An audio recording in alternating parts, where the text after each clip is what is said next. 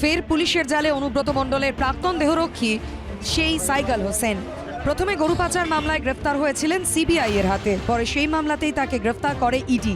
আর এবার টুলু মণ্ডলের ডিসিআর জালিয়াতি কাণ্ডে ফের গ্রেফতার অনুব্রত মণ্ডলের প্রাক্তন দেহরক্ষী। তার বাড়িতে মিলল বিদেশি মুদ্রাও। ডিসিআর জালিয়াতি করে কোটি কোটি টাকার সরকারি রাজস্ব ফাঁকি দেওয়ার অভিযোগ নিয়ে তদন্ত চলছে। শনিবার পাথর ব্যবসায়ী টুলু মণ্ডলের দুই শ্যালক ও অনুব্রত মণ্ডলের প্রাক্তন দেহরক্ষী সাইগাল হোসেনের বোলপুরের ফ্ল্যাটে একযোগে তল্লাশি চালায় পুলিশ। বীরভূম জেলা পুলিশ জানিয়েছে, এই ঘটনায় ধৃতদের জেরা করেই সাইগাল হোসেনের নাম উঠে আসে।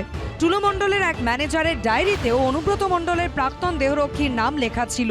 ঘটনায় সাইগাল হোসেনের ভূমিকা খতিয়ে দেখতে গিয়ে নজরে আসে, গত 1.5 মাসের মধ্যে টুলু মণ্ডলের অ্যাকাউন্ট থেকে 7 লক্ষ টাকা এসেছে তার অ্যাকাউন্টে। কিছু লিঙ্কেজ লিডস পাওয়া গেছিল, সেগুলোকে ওয়ার্কআউট করে ওনাকে জিজ্ঞাসাবাদ করা হয়েছিল, ওনার বাড়ির যে লোকগুলোকে। অ্যান্ড জিজ্ঞাসাবাদে যখন সন্তুষ্টভাবে কোনো সদুত্তর ওনারা দিতে পারেননি, তা ওদেরকে সাসপিসিয়াস এগুলো করে জেরা করে বোঝা গেল। তারপর ওনাদের বাড়িতে সার্চ করা গেল। পুলিশ সূত্রে খবর, প্রায় 16 ঘন্টা তল্লাশি ও ম্যারাথন জিজ্ঞাসাবাদের পর গ্রেফতার করা হয় সাইগালকে। বাজেয়াপ্ত করা হয় 12,84,000 টাকা নগদ ও 800 গ্রাম সোনা। ভারতীয় টাকার পাশাপাশি মিলেছে আরব ও পাকিস্তানের মুদ্রাও। সাইগালের বাড়িতে মিলেছে টুলু মণ্ডলের সংস্থার কিছু নথিও।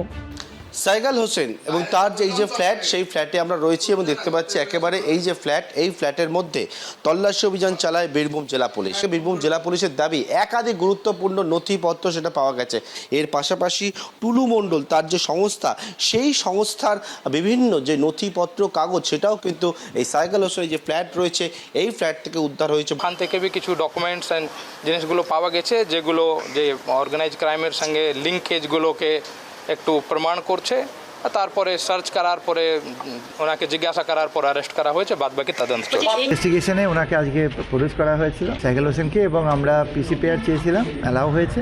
আমাদের ওনার বাড়ি থেকে প্রচুর ল্যান্ড ডিড পাওয়া গেছে, প্রায় 150 কাছাকাছি, 700, 750, 800 গ্রামের কাছাকাছি একটা গয়না পাওয়া গেছে টোটাল। পুলিশ যেটা বলছে যে একটা ডিড টুলু মণ্ডলের সাথে ওর করা হয়েছে, লিঙ্ক করা আছে, সেটা নিয়ে তদন্ত চলছে। আমাদের সাবমিশন ছিল যে সমস্ত ট্রানজ্যাকশনস গুলো দেখাচ্ছেন পুলিশ, বা যে সমস্ত দলিল বা নথিগুলো দেখাচ্ছেন, সেগুলো তাদের লিগালি অ্যাকোয়ার করা। আমার কাছেও নেপালের কারেন্সি আছে, 3-4টে আছে, তো পুলিশ কাল দিন আমাকেও তুলে নিয়ে যেতে পারে। তো ওই কারেন্সি দেখিয়ে আর ওই ডিড দেখিয়ে একটা মানুষকে এভাবে অ্যাকিউজড করা যায় না। গরু পাচার কাণ্ডের সময় অনুব্রত মণ্ডলের তৎকালীন দেহরক্ষীর বিপুল সম্পত্তির হদিশ মিলেছিল বলে দাবি করে কেন্দ্রীয় এজেন্সি। এবারও পুলিশ সূত্রে খবর, তল্লাশিতে মিলেছে সাইগাল ও তার পরিবারের সদস্যদের নামে থাকা 150টি সম্পত্তির নথি ও ল্যাপটপ। তার মধ্যে একটি হলো ইলামবাজারের একটি পেট্রোল পাম্প। ইলামবাজারে এই যে পেট্রোল পাম্পে আমরা দাঁড়িয়ে রয়েছি, এই পেট্রোল পাম্পটিও কিন্তু সাইগাল হোসেন তিনি আসতেন, এবং যেমনটা জানা যাচ্ছে এই পেট্রোল পাম্পটিও কেনা হয়েছিল, যেটা হচ্ছে সাইগাল হোসেনের মায়ের নামে এই পেট্রোল পাম্পটি কেনা হয়েছিল। যে জমির দলিলগুলো উদ্ধার হয়েছে, এখান থেকে কিন্তু পুলিশের দাবি যে অনেকগুলো জায়গায় তারা পাচ্ছে টুলু মণ্ডলের সঙ্গে সরাসরি সাইগাল হোসেনের একটা যোগাযোগ পাওয়া যাচ্ছে, যেখানে হচ্ছে আর্থিক লেনদেন পর্যন্ত হয়েছিল। বলেছিল এখানে ম্যাডাম আছে, উনি মালিক, কাজ দেখো ম্যাডামও আসতো, সাইকেল স্যার একবার এসেছিল। গরু পাচার কাণ্ডে গ্রেফতারির সময় কনস্টেবল পদে কর্মরত ছিলেন সাইগাল। তখনই তার সম্পত্তির বহর দেখে চমকে উঠেছিল সবাই।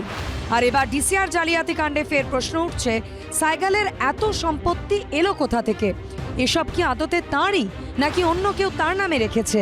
টুলু মণ্ডলে 200-র উপর 200-250 কোটির উপর সম্পত্তি, ইলিগাল সম্পত্তি, চুরি করা বাংলার মানুষের সম্পত্তি।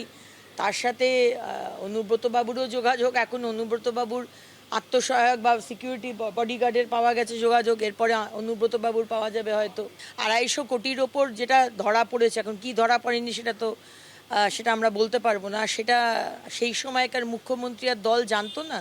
ভাগ না পেলে কেউ চুপ করে থাকে? নিশ্চয়ই ভাগ পেয়েছেন, তাই জন্যই চুপ করেছিলেন। ক্রমশ বোঝা যাচ্ছে যে কোনো লোক কেন হঠাৎ ভালো তৃণমূলে চলে যাচ্ছেন। আমায় বাঁচতে দাও, আমি ভালো তৃণমূল হতে চাই। এত টাকা রাখবো কোথায়, এত গয়না রাখবো কোথায়, এত মিল রাখবো কোথায়, এত সম্পত্তি রাখবো কোথায়?